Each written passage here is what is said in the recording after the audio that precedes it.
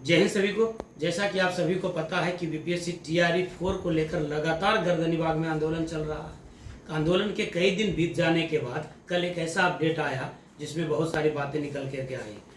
एक बात यह निकल के आ रही है कि कुछ लोगों ने जीके जीएस में 150 सवाल की जगह पर 50% सवाल बाल मनोविज्ञान पर आधारित होने चाहिए, ऐसा मांग किया है, जो मेरे हिसाब से तो बिल्कुल गलत है। इस पर और हम प्रतिक्रिया जानने के लिए एक बड़े ही एक्सपर्ट और संविधान के जानकार हमारे गुरुदेव माननीय कश्यप सर हमारे साथ हैं। हम इनसे जानना चाहेंगे कि क्या इस प्रतियोगिता में एकल प्रतियोगिता परीक्षा जो हो रही थी वही सही था, या फिर अब द्विस्तरीय यदि परीक्षा हो रही है तो इसमें जीके जीएस के साथ मनोविज्ञान से संबंधित प्रश्नों को जोड़ना कहां तक उचित है। सर इस बात को ध्यान रखना है कि एकल परीक्षा यकीनन तौर पर टीआरई 1, टीआरई 2 और टीआरई 3 सफलता के साथ आयोजित किया गया, तो उसमें बदलाव की कोई विशेष आवश्यकता नहीं थी। लेकिन यदि बदलाव करना लगता है कि सरकार या बीपीएससी को, ये चूँकि बीपीएससी एक स्वायत्तशासी ऑटोनॉमस संस्था है, यदि उसको लगता है कि बदलाव करना आवश्यक है और जैसा कुछ का नियमावली में भी 40,000 से अधिक विद्यार्थी है तो हम 2 एग्जाम ले सकते हैं। तो यदि 1, 2, 3 में नहीं लिया तो यहाँ भी उसकी कोई विशेष आवश्यकता नहीं थी। लेकिन फिर यदि उसको लेना ही आवश्यक समझता है तो उसका विशेषाधिकार क्षेत्र में है, उस पर मैं कोई प्रतिक्रिया नहीं दे सकता हूँ।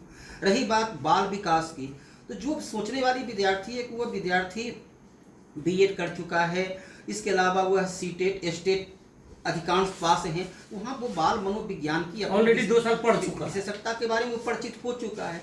अब उसके सामने जो तैयारी है शिक्षक बनने के उपरांत भी भविष्य की बेहतर तैयारी के लिए उसे तैयारी करना, इसकी तो कोई विशेष उपयोगिता उसके पास आगे भविष्य में रहेगा नहीं।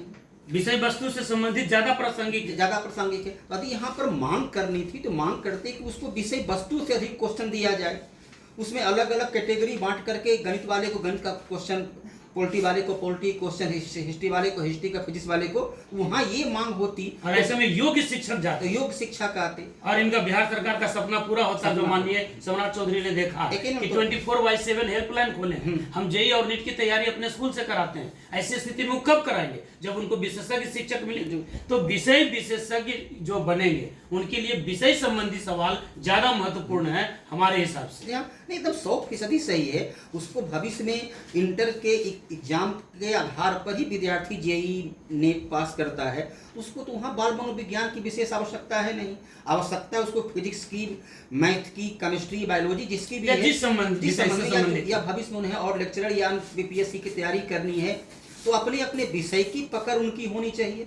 और शिक्षक जिनको जो विषय पढ़ाना है उसका विशेषज्ञ होना चाहिए, न कि बाल मनोविज्ञान। बाल मनोविज्ञान तो पढ़ाने की एक कला है जो सीख कर आ चुके हैं, उनको ट्रेनिंग दी गई है कि आपको ट्रेनिंग के बाद फिर उसका क्वेश्चन को देने की कोई विशेष औचित्य जो भी विद्यार्थी को संबंध में इस प्रकार का सुझाव देते हैं, मुझे लगता है कि विद्यार्थी के वो वैसे शुभ चिंतक हैं कि जब जब विद्यार्थी को शुभ होने लगती है उनको चिंता होने लगती है।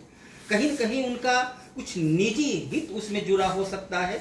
अब उसका क्या है तो मुझे पता नहीं, लेकिन यह कदापि उचित नहीं है कि उसमें 50% सीडीपीओ को दे दिया जाए। उसमें 50% मांग कीजिए कि सीडीपीओ का देना ठीक है, 2-4 क्वेश्चन 10 क्वेश्चन उसका भी दे दिया जाए, ताकि वो जो सीखें उसका कितना वो इम्प्लीमेंटेशन करते हैं, याद रखें। मूलतः यहाँ विषय की प्रधानता होनी चाहिए जो उन्हें भविष्य में पढ़ाना है।